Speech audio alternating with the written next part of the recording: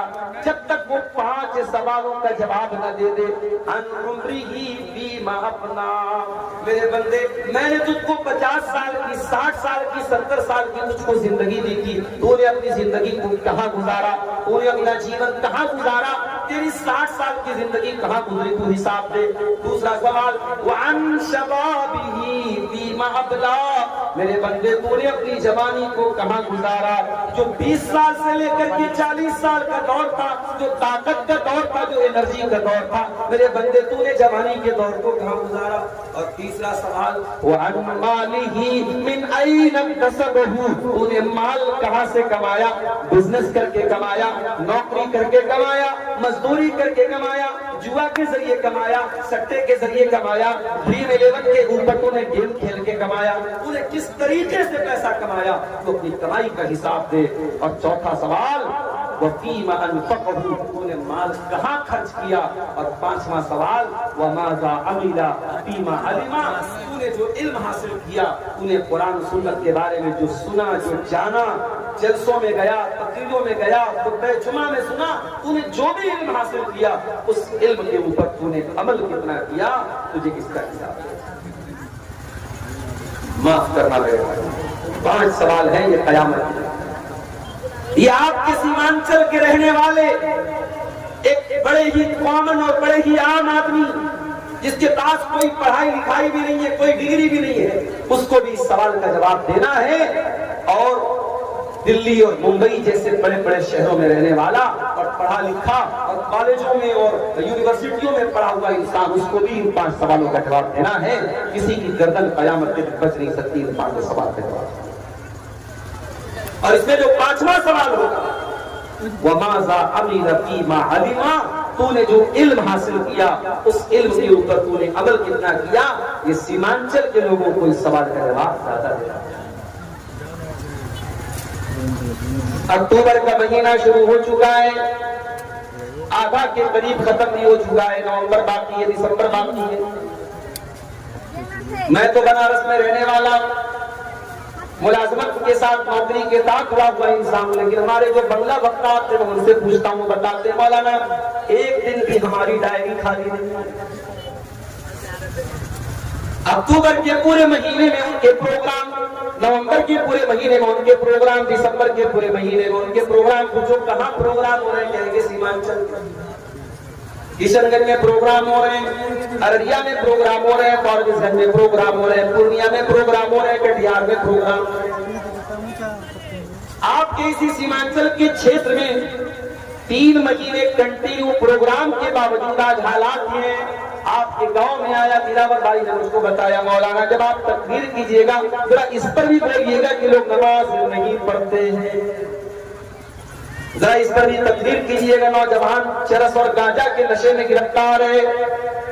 ذرا اس پر بھی بولیے گا لڑکیاں پردہ نہیں کرتی ہیں، بے حیائی، بے پردگی اور زناکاری اور بدکاری بڑی تیزی سے سماج میں پھیل رہی ہے. سال کے 4 مہینے کنٹینیو پروگرام کے باوجود اور انڈیا کے کونے کونے سے علماء اور مقررین کو بلانے کے باوجود اگر سیمانچل کے چھوٹے چھوٹے گاؤں میں اگر نشہ پایا جا رہا ہے، اگر زنا پایا جا رہا ہے، اگر سود اور سٹا اور لاٹری پائی جا رہی ہے، میرے پیارے ساتھیوں ہمیں غور کرنے کی ضرورت ہے اپنے جلسوں کے اوپر، ہمیں غور کرنے کی ضرورت ہے اپنے پروگراموں کے اوپر، ہمیں غور کرنے کی ضرورت ہے کہ آج اتنا بڑا خرچ کرنے کے بعد اور اتنے پروگرام کرنے کے بعد سماج آج کہاں جا رہا ہے. آج کیوں دن بدن برائیاں بڑھتی چلی جا رہی ہیں اور دن بدن کیوں نیکیاں گھٹتی چلی جا رہی ہیں؟ وَمَاذَا عَمِلَ فِيمَا عَلِمَ، تو نے جو علم حاصل کیا، تو نے کوئی تقریر نہیں چھوڑی. یہ یوٹیوب چینل والے، یہ ظاہر ہے کہ چینل پر یہ تقریریں جا رہی ہیں، لاکھ لاکھ 2 لاکھ 5 لاکھ ویو مل رہے ہیں، کہ کون دیکھ رہا ہے؟ یہ ہم اور آپ دیکھ رہے ہیں. یعنی تقریریں سننے والوں کی بھی کمی نہیں ہے، تقریریں بیان کرنے والوں کی بھی کمی نہیں ہے. علم بیان ہو رہا ہے، علم عام ہو رہا ہے، ہے اگر کمی ہے میرے بھائیوں تو اس کے اوپر عمل کی کمی ہے. میرے پیارے ساتھیوں ان جلسوں میں آنے کے باوجود اگر آپ بے نمازی کے بے نمازی رہ گئے, اگر گاجا اور چرس پینے والا اگر اپنے گاجا اور چرس کو نہ چھوڑ سکا, شراب پینے والا اگر اپنے شراب کو نہ چھوڑ سکا, پردہ نہ کرنے والی لڑکی بے پردہ ہی رہ گئی, زناکاری اور بدکاری میں جو نوجوان ملوث ہے وہ اپنے غلط کام سے باز نہ آیا. میرے پیارے نوجوان بھائی اور بہنوں, کل قیامت کے دن سوال کا تم کیا جواب دو گے ذرا مجھے بتا دو. وَمَاذَا عَمِلَ فِيمَا عَلِمَ, اللہ پوچھے گا میرے بندے تو جلسوں میں جایا کرتا تھا, تو نے مولانا عبدالغفار کا کوئی جلسہ نہ چھوڑا, تو نے بنگلہ مقررین کا کوئی پروگرام نہ چھوڑا, تو نے اردو کی تقریریں بھی سنی, تو نے بنگلہ کی تقریریں بھی سنی, تیرے موبائل کا یوٹیوب کی ہسٹری بتا رہی ہے, تو نے بہت ساری تقریریں سنی. وَمَاذَا عَمِلَ فِيمَا عَلِمَ, تو نے جو علم حاصل کیا اس علم کے اوپر تو نے عمل کتنا کیا. اس سوال کا جواب کیا ہے نوجوانی. یہ میرے ساتھیوں بہت بڑی ہے, اور یہ بات یاد رکھو, جو چیز جتنی قیمتی ہوتی ہے انسان اس کی اتنی زیادہ قدر کرے. میں اکثر مثال دیتا ہوں, 10-12 ہزار روپے کا موبائل ہوتا ہے, انسان کہیں بھی رکھ لیتا ہے, اور 50-60 ہزار روپے کا آئی فون ہوتا ہے نا, تو اس کو بہت سنبھال کر. ابھی میری وائف کے پاس آئی فون ہے, میں نہیں یوز کرتا, میں سفر میں رہتا ہوں. ایک بار بہار کے یہ سفر میں ٹرین میں میرا موبائل چوری ہو گیا, میں نے تب سے کان پکڑ لیا, میں مہنگا موبائل نہیں استعمال کرتا, نارمل موبائل استعمال کرتا ہوں. 10-12 ہزار وائف کے پاس ہمارے آئی فون ہے, ان کو شوق کا میں نے دلا دیا. اس کا چارجر کام کرنا بند کر دیتا ہے موبائل آئی فون. اب وہ آئی فون کے سروس سینٹر میں میں گیا, میں نے کہا صاحب چارجر خراب ہو گیا ہے, بھی میرا موبائل وارنٹی میں, آپ دے دیجیے مجھ کو دوسرا چارجر. انہوں نے کہا نہیں صاحب ابھی تو چارجر یہ بنگلور سے آئے گا, آپ کو 1 ہفتہ رکنا. 1 ہفتہ آج کے دور میں موبائل فون سوئچ آف کر کے رکھتے. میں مارکیٹ میں گیا, میں نے سوچا دوسرا چارجر لے لوں. آئی فون کا اوریجنل چارجر صرف اس کا جو ایڈاپٹر آتا ہے وہ 1500-1600 روپے, اس کا جو وائر آتا ہے وہ 1500-1600 روپے, یعنی پورا چارجر اگر آپ اوریجنل چارجر لیں گے 3000 کا چارجر.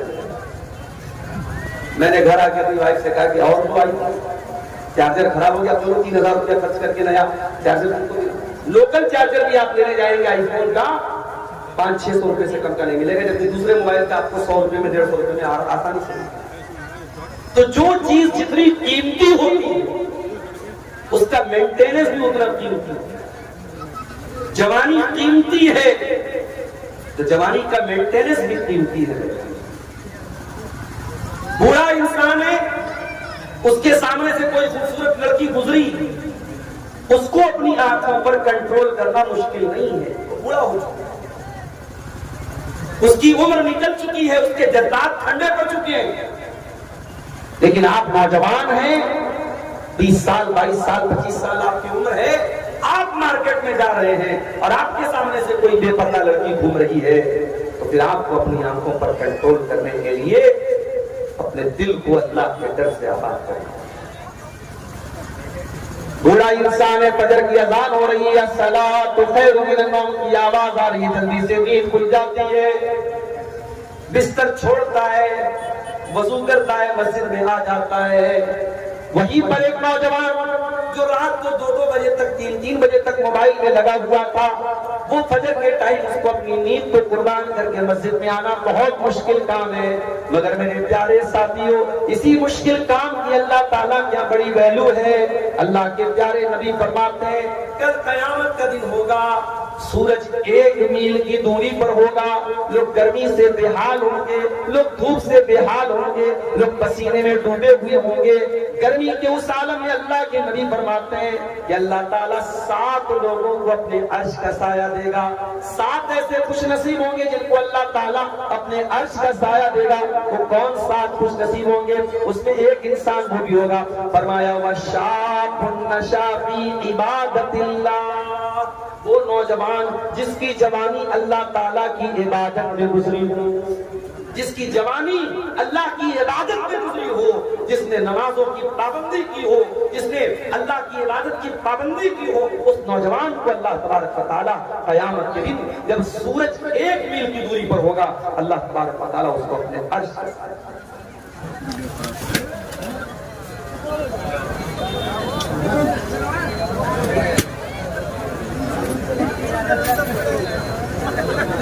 کوئی بات بیلون وغیرہ لگے ہوئے ہیں وہی کھل گئے ہوں گے.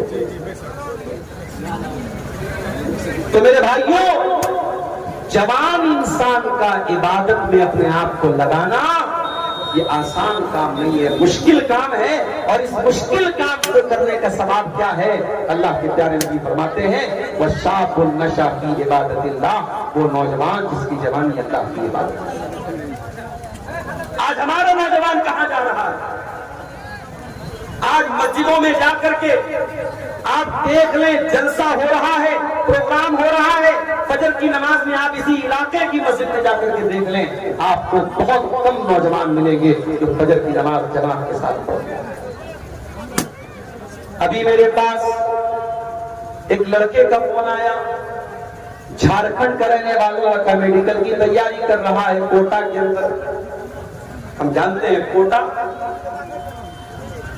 بس کیجیے تھوڑا شانتی بنا رکھیے نا، ڈسٹرب رہنے دیجیے. کوٹا راجستھان کا ایک بڑا مشہور شہر ہے، میڈیکل کی تیاری ہوتی ہے وہاں. پورے انڈیا سے لڑکے لڑکیاں وہاں جا کے میڈیکل کی تیاری کرتے ہیں. میرے پاس فون آیا، لڑکا رہنے والا کہاں کا ہے؟ جھارکھنڈ کا، پاکڑ کا. کل شام کی بات بتا رہا ہوں، میں الہ آباد میں تھا، بنارس سے 100 کلومیٹر دور. اس کا فون آیا تھا. اس نے کہا مولانا صاحب ایک بات آپ سے کہنی ہے. میں نے کہا بتائیے کیا بات. اس نے کہا مولانا صاحب میں کوٹا میں میڈیکل کی تیاری کرنے آیا ہوں. میں نے 6 مہینہ پہلے ایک لڑکی کو دیکھا، وہ لڑکی سر سے پیر تک نقاب میں رہ کر کے میڈیکل کی تعلیم حاصل کر رہی تھی.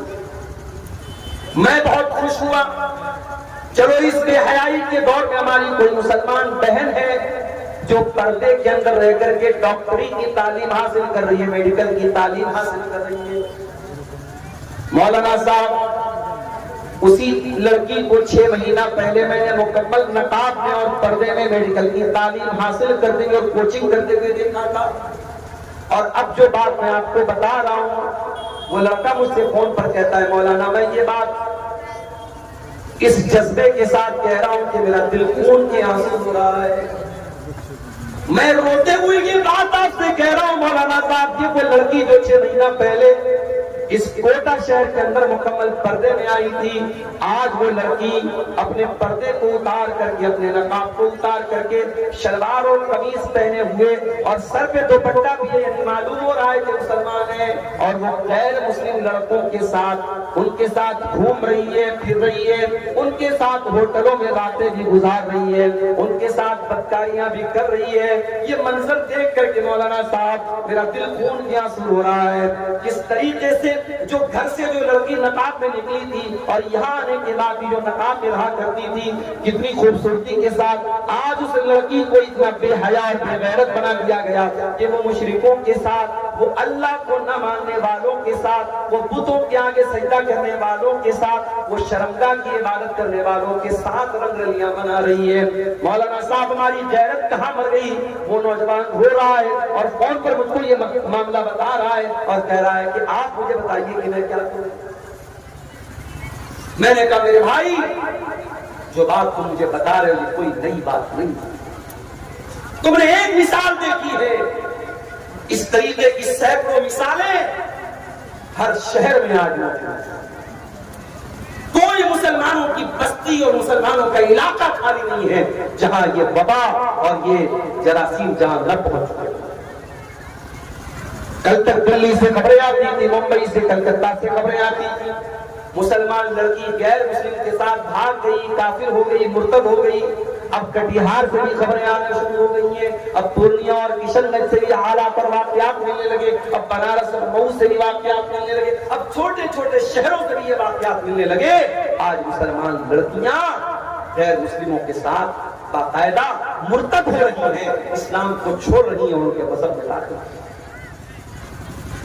میرے پیارے بھائیوں، اسلامی تاریخ میں ایسا دور کبھی نہیں دیکھا گیا. اسلام اتنا حقیر تو کبھی نہ تھا, ایمان اتنا سستا تو کبھی نہ تھا کہ کسی کے آئی لو یو بول دینے پر ایک لڑکی اپنے ایمان کو قربان کر دے, کسی کے محبت کے تو میٹھے بول سن کر کے ایک لڑکی اپنے اسلام کو چھوڑ دے. یہ دور آج ہم بد نصیبوں کو دیکھنا پڑ رہا ہے. میرے پیارے بھائیوں, ہم نے تو تاریخ میں پڑھا تھا جب صلاح الدین ایوبی رحمۃ اللہ علیہ اپنے فوجیوں کے ساتھ جب یہودیوں کا مقابلہ کر رہے تھے, جب بیت المقدس کو یہودیوں کے قبضے سے اور صلیبیوں کے قبضے سے وہ چھڑا رہے تھے, تو ایک ایسا دور بھی آیا تھا کہ یہودیوں نے اپنی لڑکیوں کو بھیجا تھا اور ان لڑکیوں نے مسلمان فوجیوں کو باقاعدہ آفر کیا تھا اپنے کپڑے کو اتار کر کے, اپنے جسم کو برہنہ کر کے ان مسلمان فوجیوں کا ایمان خریدنے کی کوشش کی تھی. مگر صلاح الدین ایوبی رحمۃ اللہ علیہ کے وہ فوجی انہیں لڑکیوں کے برہنہ جسم کو دیکھنے کے باوجود نہیں پگھلے. انہوں نے کہا نہیں نہیں اے یہودی عورتوں, ہم تمہارے دامے فریب میں پھنسنے والے نہیں ہیں, ہم تمہارے جال میں پھنسنے والے نہیں ہیں, ہم تمہارے چکر میں آنے والے نہیں ہیں. ہم اللہ کے لیے اور ہم اسلام کے لیے یہ کام کر رہے ہیں. اور جب تک انہوں نے بیت المقدس کو یہودیوں کے اور صلیبیوں کے قبضے سے رہا نہ کر لیا تب تک انہیں چین کی نیند نہ آئی. ہم نے تو وہ دور دیکھا تھا. ہماری تاریخ تو ایسی رہی ہے کہ حضرت سمیہ رضی اللہ تعالیٰ عنہ اپنے جوان بیٹے کے سامنے اور اپنے شوہر کے سامنے جب ان کو زنجیروں میں جکڑ دیا گیا اور ابو جہل نے دھمکی دی کہ اے سمیہ کوئی جوان عورت نہیں ہے, 50-55 سال کی بڑی عورت ہے. ابو جہل کہتا ہے سمیہ اگر تو نے محمد کا دین نہیں چھوڑا, تو نے اسلام نہیں چھوڑا, ہم تیرے جوان بیٹے کے سامنے تجھے برہنہ کر دیں گے, تجھے ننگا کر دیں گے, تیرے بدن کے کپڑے چھین لیں گے. سمیہ رضی اللہ تعالیٰ عنہ مسلمان تھی, عورت تھی, ایک ماں بھی تھی. ایک ماں کے لیے اس سے بڑھ کے شرم کی اور غیرت کی بات کیا ہوگی, اس کے جوان بیٹے کے سامنے ماں کو ننگا کر دیا جائے. مگر سمیہ تیرے ایمان کا کیا کہنا, تیری استقامت کا کیا کہنا, تیرے دین کا کیا کہنا. سمیہ نے اپنے جوان بیٹے کے سامنے ننگا ہو جانا گوارا کر لیا. میرے پیارے ساتھیوں, سمیہ نے ایمان سے کمپرومائز نہیں کیا, اسلام سے کمپرومائز نہیں کیا. چشمے فلک میں وہ منظر بھی دیکھا, سمیہ کے بدن سے کپڑے اتار دیے گئے, سمیہ کو ننگا کر دیا گیا. جوان بیٹے کے سامنے اس کی ماں کو ننگا کر دیا گیا. بیٹے نے اپنی آنکھوں کو جھکا لیا, ماں بیچاری آنکھیں بند کر کے اس ذلت کو سہ رہی ہے. اور اس پر بھی ابو جہل نے بس نہ کیا اور برچھی اٹھا کر کے اس نے برہنہ کرنے کے بعد حضرت سمیہ کی شرمگاہ کے اوپر برچھی مار کر کے ان کو شہید کر دیا. او لوگوں, اسلام کی راہ میں پہلا خون بہانے والی اگر کوئی خاتون ہے, جاؤ میں آپ کی جنرل نالج میں اضافہ کر دیتا ہوں کہ اسلام کے لیے پہلی شہادت حاصل کرنے والی اگر کوئی خاتون ہے, ان کا نام حضرت سمیہ بنت خیاط ہے, جو عمار کی ماں ہے, جو یاسر کی بیوی ہے. وہ لوگوں, ہم نے تو وہ اتحاد دیکھا تھا, ہم نے تو وہ تاریخ دیکھی تھی. آج ہم تاریخ کے کون سے دور میں آ گئے کہ آج مسلمان لڑکی اپنے ایمان کو چھوڑ کر کے ایک مشرک کے ساتھ رنگ رلیاں منا رہی ہے, اسلام کو چھوڑ رہی ہے, ایمان کو چھوڑ رہی ہے, دین کو چھوڑ رہی ہے. کیا ہمیں نہیں معلوم؟ اسلام سے بڑی میرے بھائی کوئی نعمت نہیں, اسلام سے بڑی کوئی نعمت نہیں ہے. ہم فقیروں کے پاس دنیا میں کچھ نہ ہو, رہنے کو ڈھنگ کا مکان نہ ہو, کھانے کو ڈھنگ کا کھانا نہ ہو, پینے کو پانی نہ ہو, رہنے کو چھت نہ ہو, اگر ہمارے پاس ایمان ہے, کل قیامت کے دن اللہ پوچھے گا کیا لے کے, اللہ پوچھے گا میرے بندے تو دنیا میں تو بڑی غربت کے ساتھ رہا کرتا تھا, ایک جھوپڑی میں جھگی میں رہا کرتا تھا, تیرے پاس زیادہ دولت بھی نہ تھی, تیرے گھر میں اچھے کھانے بھی نہ بنا کرتے تھے, تو نے بڑی پریشانیوں کی زندگی گزاری ہے. بندہ کہے گا اے اللہ میں نے ساری پریشانی تو اٹھا لی, تیری توحید کو کبھی نہ کھویا, اے اللہ تیرے دین کو کبھی نہ کھویا. وَلَا تَمُوتُنَّ إِلَّا وَأَنْتُمْ مُسْلِمُونَ پر اے اللہ میں عمل کرتا رہا, اے اللہ میں نے مرتے دم تک اسلام کی حفاظت کی اور اسلام کو لے کر کے آج میں آیا ہوں. اے اللہ میں نے دنیا میں کبھی شرک نہ کیا, کبھی کفر نہ کیا.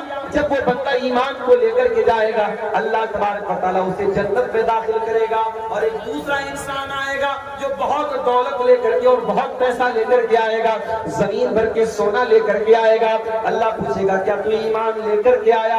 بندہ کہے گا اللہ میرے پاس ایمان کی دولت نہیں ہے، میں اسلام نہیں لایا، میں کافر ہو گیا، میں مشرک ہو گیا، میں مرتد ہو گیا۔ اللہ قرآن میں کہتا ہے ان الذین کفروا وماتوا وهم کفار، جو ایمان کے بغیر دنیا سے چلے جائیں گے، جو کفر کی حالت میں دنیا سے چلے جائیں گے، فلن يقبل من احدهم ملء الارض ذهبا، وہ زمین بھر کے سونا بھی اگر لے کے آ جائے، ان کا زمین بھر کے سونا بھی اللہ کے قبول نہیں کیا جائے گا۔ آج کے نوجوان کو تو معلوم ہی نہیں ہے اسلام کس کو کہتے ہیں، توحید کس کو کہتے ہیں۔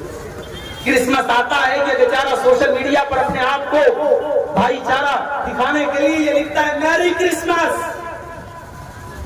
کوئی غیر مسلم کا تہوار آتا ہے یہ شبھ کامنائیں دیتا ہے، یہ شرک اور کفر کے کاموں پر مبارکباد دیتا ہے۔ میرے پیارے ساتھیوں، شرابی شراب پیتا ہے غلط کام کرتا ہے، زناکار زنا کرتا ہے غلط کام کرتا ہے، نشہ کرنے والا نشہ کرتا ہے غلط کام کرتا ہے، چوری کرنے والا چوری کرتا ہے غلط کام کرتا ہے، مگر شرک سے بڑا کوئی پاپ نہیں ہے، شرک سے بڑا کوئی گناہ نہیں ہے۔ اللہ کی دھرتی پر رہ کر، اللہ کا دیا ہوا کھا کر، اللہ کی آکسیجن میں سانس لے کر، اللہ کی زمین میں رہ کر کے انسان جب اللہ کے ساتھ شرک کرتا ہے اتنا بڑا پاپ ہے، اللہ اس پاپ کو کبھی معاف نہیں کرتا۔ وہ اللہ جو غفور الرحیم ہے، جو معاف کر دینے والا، بہت چھپا کر دینے والا ہے، وہ اللہ قرآن میں کہتا ہے ان اللہ لا یغفر ان یشرک بہ ویغفر ما دون ذلک لمن یشاء۔ اے میرے بندو، تم شرک کرو گے تو ہم تمہارے شرک کو معاف نہیں کریں گے، شرک کے علاوہ تم کوئی اور گناہ کرو گے ہم معاف کر سکتے ہیں، مگر شرک ہماری بارگاہ میں معاف نہیں ہوگا، شرک اللہ تعالیٰ معاف نہیں کرے گا۔ آج ہمارے بہت سارے مسلمان بھائی بھی شرک کرتے ہیں۔ ابھی ایک تہوار آیا تھا جس کو تہوار بنا دیا گیا 11ویں شریف۔ جانتے ہو یہ 11ویں شریف کا تہوار کیا ہوتا ہے؟ پتہ نہیں، آپ کے سیمانچل میں تو یہ تہوار منانے والے ہمارے بھائی نہیں ہیں، بنارس اور مئو میں آپ آ کے دیکھیں ہمارے بہت سارے بھائی 11ویں شریف منا رہے ہیں۔ کیا کرتے ہیں اس دن اچھی اچھی چیزیں کھانے پکانے کی بناتے ہیں اور اس پر منت مانتے ہیں۔ کس کے نام کی؟ شیخ عبد القادر جیلانی رحمۃ اللہ علیہ، جو بہت بڑے اللہ کے نیک بندے تھے، ان کے نام پہ بریانی بن رہی ہے، ان کے نام پہ کھچڑا بن رہا ہے، ان کے نام پہ چیزیں بن رہی ہیں اور ان کے نام سے غریبوں میں بانٹی جا رہی ہے۔ میرے پیارے ساتھیوں، اللہ قرآن میں جب حرام چیزوں کی لسٹ بیان کرتا ہے تو کیا کہتا ہے؟ انما حرم علیکم المیتۃ والدم ولحم الخنزیر۔ اللہ تم پر حرام کر رہا ہے کس چیز کو؟ مردار کو اور سور کے گوشت کو، وما اہل لغیر اللہ، اور جس چیز پر اللہ کے سوا کسی اور کا نام لیا جائے، جس بکرے کو اللہ کے سوا کسی اور کے نام سے ذبح کیا جائے، جس کھانے کو اللہ کے سوا کسی اور کے نام سے اس کو چڑھاوا چڑھایا جائے، منت مانی جائے، وہ سور کے گوشت کی طرح حرام ہے، وہ مردار کی طرح حرام ہے۔ آج کتنے نوجوان ہیں جو یہ تمام چیزیں کھا رہے ہیں۔ ابھی میرے پاس بھی واٹس ایپ پر میسج آتا ہے، مولوی صاحب فلاں جگہ سے مجھے ایسی چیز ملی ہے جو کسی بت کے اوپر چڑھائی گئی، چونکہ